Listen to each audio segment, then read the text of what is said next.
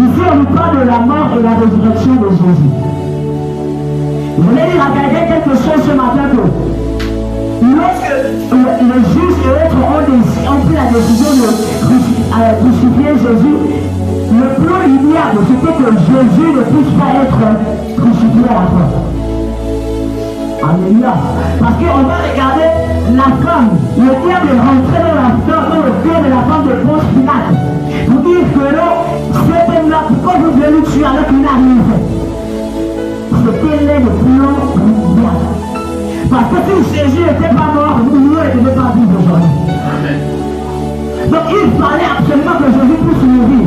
Mais le diable a regardé le plan. Il pouvait voir ce qui les est arrivé devant. Avant ce moment, donc il voulait tout faire pour empêcher que Jésus ne meure pas. Je vais dire à quelqu'un, si tu ne meurs pas, tu ne pourras pas rentrer dans ce que Dieu veut que tu puisses rentrer. Amen. Si tu ne meurs pas, c'est que Dieu a prévu pour que tu ne pourras pas voir. Si tu ne meurs pas, Dieu ne pourra jamais t'élever. Est-ce que je parle avec toi? Amen. Si tu ne meurs pas, je ne parle pas de la mort physique. C'est là que Jésus, quand on parle de la mort, c'est qu'il est mort physiquement. Mais je vais dire à quelqu'un que Jésus n'est pas mort à la croix.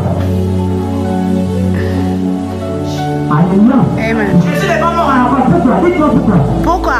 Jésus n'est pas mort à la croix.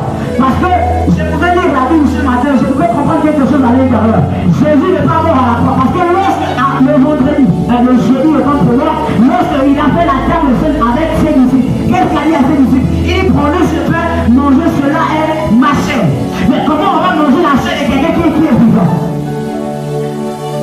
Comment on va manger la chair de quelqu'un qui est vivant?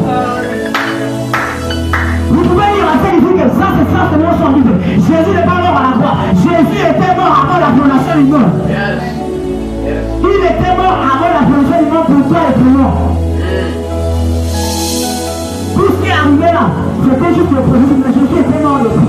Parce que les disciples ont mangé la chair de quelqu'un qui est vivant comment? Ils étaient morts depuis, ils vont juste manger la chair comme c'est mort. Ils disent que non, mangez parce que je suis déjà mort pour vous. Yes. Mais ce qui est là, c'est dit que l'accomplissement, juste accompli ce qui avait déjà été écrit depuis. Amen. Jésus n'est pas mort sur la croix. Jésus n'est pas mort sur la croix. Il est mort pour tout. Lorsque toi tu es né, là où Jésus est mort. Quand tu te dis dans le canal, là où Jésus est mort. Jésus n'est pas mort lorsqu'on l'a mis sur la croix. C'est tout. Alléluia.